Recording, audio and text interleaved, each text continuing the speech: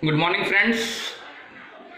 There is a great inconvenience to you for a long period. कुछ कारण थे जिस कारण से मैं आपको लाइव नहीं आ पाया या आपको वीडियोस नहीं भेज पाया। आज के लाइव क्लास में आपको ये सारी बातें बताऊंगा। हमने इनकम फ्रॉम हाउस प्रॉपर्टी करी थी और उसका बेसिक कंसेप्ट मैंने इनकम क्या होती है, हाउस प्रॉपर्टी क्या होती है, ये सब चीज़ें और एनुअल वैल्यू क्या होती है, यहाँ तक आपको समझा दिया था। आज वो एनुअल वैल्यू कैसे निकाली जाती है, डिटर्मिनेशन ऑफ एनुअल वैल्यू कैसे निकाली जाती है, क्या स्टेप्स होते हैं, ये आज आपको बताऊंगा। एनुअल वैल्यू का मतलब मैंने बताया था कि कोई भी मकान संपत्ति जितने किराए पर साल भर में उठाई जा सकती है वो क्या कहलाता है, annual value. House property which is letted to be throughout the previous year is called annual value.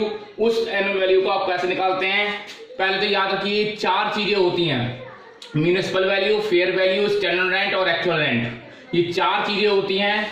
कौन? नगर पालिका मूल्य, उचित किराया, मानक किराया और वास्तविक किराया। ये चार चीजों को आपको लेकर चलना होता है। क्वेश्चन में आपको ये चार चीजें दी होती हैं, इसके हिसाब से आपको एनुअल वैल्यू निकालनी होती है।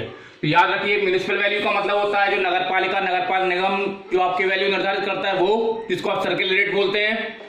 फेयर वैल्यू जितने किराए पर उठाया जा सकता है उस लोकेलिटी के हिसाब से, जिस लोकेलिटी में मकान है उसके हिसाब से वो क्या कहलाता है, उचित किराया कहलाता है। स्टैंडर्ड रेंट जब गवर्नमेंट आपके उस लोकेलिटी का किराया डिसाइड कर दे कि आपका मकान इतने किराए पर उठाया जा सकता है तो वो क्या कहलाता है, स्टैंडर्ड रेंट। जैसे कि आपके नोएडा वगैरह में होता है, नोएडा दिल्ली में जहाँ पर सेक्टर्स होते हैं वहां पर यही चीज होती है। जो स्टैंडर्ड रेंट होता है वो गवर्नमेंट द्वारा डिसाइड होता है।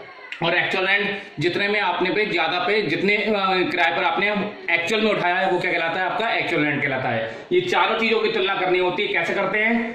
सबसे पहले म्यूनिसिपल वैल्यू, फेयर वैल्यू यानी कि नगर पालिका मूल्य, उचित किराया लेते हैं।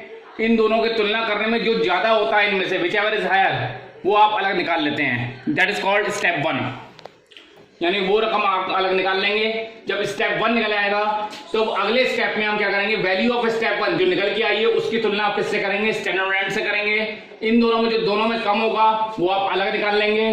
That is called step 2। Step 2 की रकम जो आएगी उसकी आप एक्चुअल रेंट से तुलना करेंगे और इन दोनों में जो हायर होगा वही स्टेप 3 और वही क्या कहलाती है फिर आपकी ग्रॉस एनुअल वैल्यू यानी सकल वार्षिक मूल्य कहलाता है। तो ये आपका एक स्टेप है। अब जरूरी नहीं है कि आपको इनमें चारों चीजें एक साथ दी हुई हो। क्या मतलब municipal value, fair value, standard rent और एक्चुअल रेंट चारों एक साथ दे रखी हो, ये जरूरी नहीं है। हो सकता है इनमें कोई चीज जैसे कि स्टैंडर्ड रेंट नहीं है तो आपको जो चीज दी है वो चीज जिस स्टेप में आ रही है आप सीधे उसी स्टेप पर मूव ऑन कर जाएंगे। जैसे कि म्यूनिसिपल वैल्यू, फेयर वैल्यू दे रखी है तो दोनों में जो ज्यादा है। अब मान ली स्टैंडर्ड रेंट नहीं है तो स्टैंडर्ड रेंट नहीं होने के बाद सीधा उसकी तुलना जो स्टेप 1 की है वो किससे हो जाएगी, स्टेप 3 से हो जाएगी, यानी कि एक्चुअल रेंट से विच एवर इज हायर। अब जैसे सपोज कीजिए म्यूनिसिपल वैल्यू दे रखी है, फेयर वैल्यू नहीं दे रखी, स्टैंडर्ड रेंट दे रखा है, तो म्यूनिसिपल वैल्यू और स्टैंडर्ड रेंट में तो कौन सा मामला आ गया, स्टेप 2 का आ गया। इन दोनों में जो कम होगा वो आ जाएगा और फिर उसकी एक्चुअल रेंट से तुलना करके जो दोनों में ज्यादा होगा वो आ जाएगा।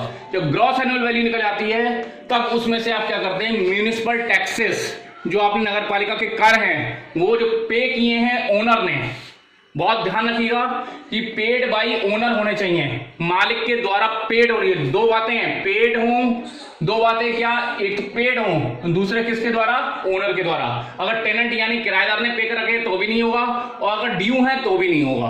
पेड भी हो और ओनर के द्वारा हो वो घट जाएंगे, बाकी क्या निकल के आ जाएगी, नेट एनुअल वैल्यू निकल के आ जाएगी।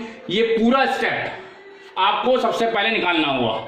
इसके बाद 2 डिडक्शन ले जाती हैं, एक स्टैंडर्ड डिडक्शन और इंटरेस्ट ऑन लोन। उसके बारे में हम आगे बात करेंगे, लेकिन पहले इसके अभी सवाल करेंगे और उसके बाद आपको क्या निकल के आएगी, फिर इनकम फ्रॉम हाउस प्रॉपर्टी निकल के आएगी। आज की लाइव क्लास में मैं इसी बारे में बातचीत करूंगा आपसे। तब तक आप ये वीडियो देखें, उसके आगे की चीज मैं लाइव क्लास में बताऊंगा। Thank you.